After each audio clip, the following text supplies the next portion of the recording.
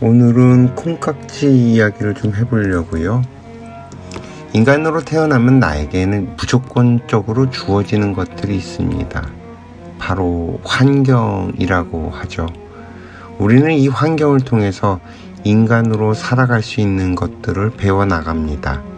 각자에게 주어진 이 환경들이 모두 다를 뿐이지 모든 인간들은 다 똑같이 공평하게 이 과정을 겪게 됩니다.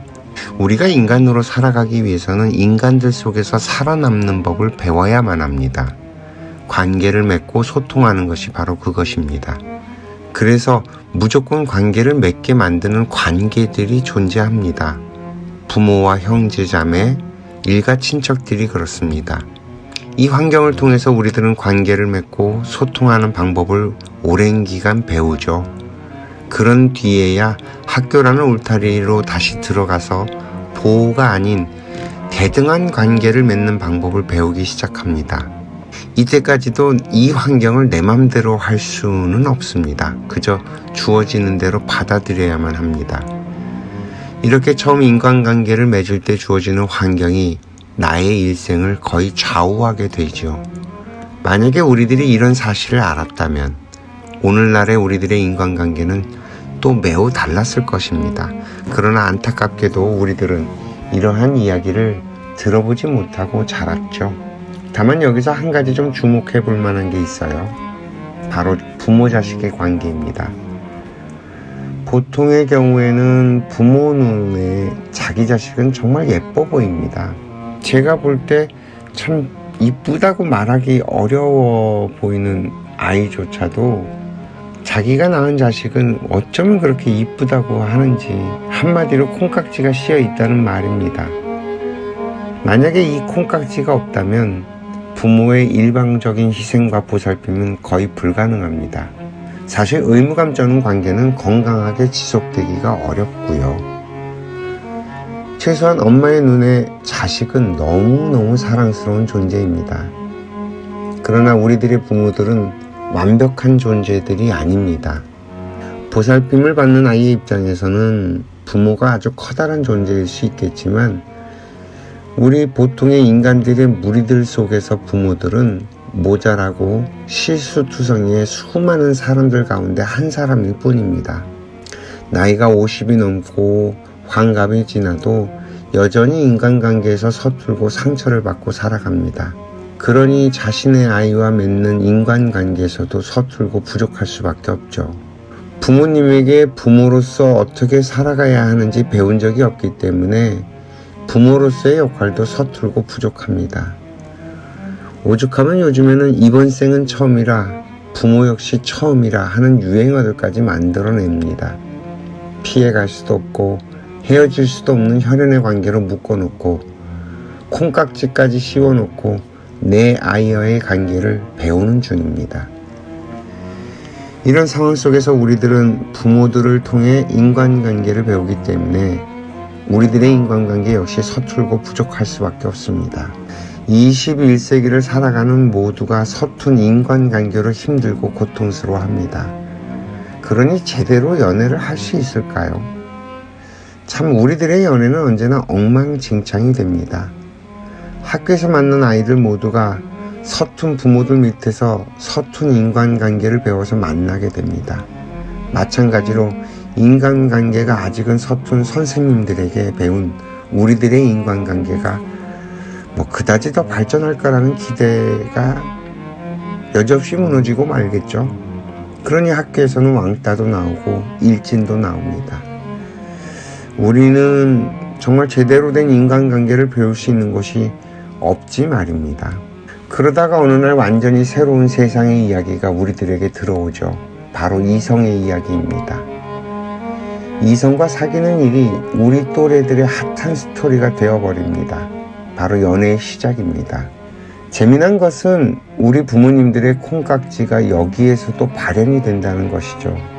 내 눈에 콩깍지를 씌워서 상대를 좋아하게 만들고 어쩔 수 없이 상대와 관계를 만들도록 나를 몰아갑니다. 그로 인해서 겪게 되는 수많은 어려움들도 어쩔 수 없이 모두 감내하도록 말입니다. 내가 관심을 갖고 신경이 쓰이는 그 사람은 다른 사람들의 눈에는 그냥 그저 그런 누군가입니다. 유독 나에게는 그냥 지나쳐지지 못하고 콩깍지가 씌어서 속으로 끙끙끙끙거리게 만듭니다. 만약에 평소라면 그냥 욕을 할 법한 행동을 하는데도 도무지 욕이 나오지 못합니다. 이 콩깍지는 정말 온갖 마법을 다 부리죠. 정말 내가 아닌 것 같습니다. 이런 인연이 반드시 내 앞에 나타나죠. 이럴 때 우리는 전생에서부터 이어져 내려온 인연이라는 표현을 하기도 합니다. 전생 같은 걸 믿지 않는 사람들이라면 신이 우리들을 맺어줬다는 표현을 하겠지요. 사실 다 맞는 이야기입니다. 여러분들이 믿거나 말거나 전생이란 것도 있고요. 윤회도 있고 신도 있어서 전생부터 이어진 인연이라는 것도 맞는 표현이고 인연을 신들이 이어주는 것도 맞는 표현입니다. 여기에서 이런 이야기를 하면 귀신 씨나라 까먹는 소리가 될 테니 이런 이야기들, 영적인 세계 이야기들은 따로 시간을 내서 이야기로 풀어보겠습니다. 다만 마법을 부리는 이 콩깍지 이야기가 나와서 하나의 썰을 풀어보자면 우리 인간들이 인연을 맺을 때 나의 수호신과 상대방의 수호신이 서로 합의를 봐야만 비로소 만나진다고들 합니다. 만약에 서로의 수호신들이 합의 들지 않으면요, 아예 같은 밥상머리에 앉아서 밥을 먹을 수도 없다고 그럽니다. 그래서 만나야 할 사람은 아무리 멀리 있어도 우연처럼 만나지고요. 인연이 없는 사람은 매일 스치듯 얼굴을 마주치며 지나가도 서로를 알아보지 못하게 됩니다. 휴양지에서 만나 서로 눈에 불이 튀기는 인연도 우리 현실에서 존재하는 것을 보면 근거 없는 미신 같은 이야기라고 치부해버리기 좀 어렵지 않을까요?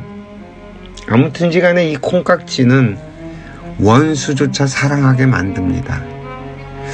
우리가 이런 말을 하죠. 자식이 말을 안 듣고 속을 썩일 때 부모는 자신도 모르는 사이에 입에서 툭 하고 튀어나옵니다. 아이고 이 왼수 같은 놈. 그런데 이 인연법을 놓고 이야기하자면 자식은 원수가 맞습니다. 우리들의 기억 넘어 전생에서 우리들은 원수였지 말입니다. 다만 그 빚이 너무 커서 도무지 갚을 길이 없을 때 부모 자식의 인연으로 맺어서 그 빚을 갚게 한다는 그런 말이 있습니다. 이렇게 생각을 해보면 예수 그리스도께서 원수를 사랑하라고 한 말은 어쩌면 원수의 인연으로 온 자식을 사랑하라는 말이 될 수도 있습니다. 이 원수를 너무도 사랑스럽게 내 뱃속으로 낳아서 도무지 사랑하지 않을 수 없게 만들어 딱 옆에 붙여놓으면 이 원수를 사랑하지 않을 길이 없습니다.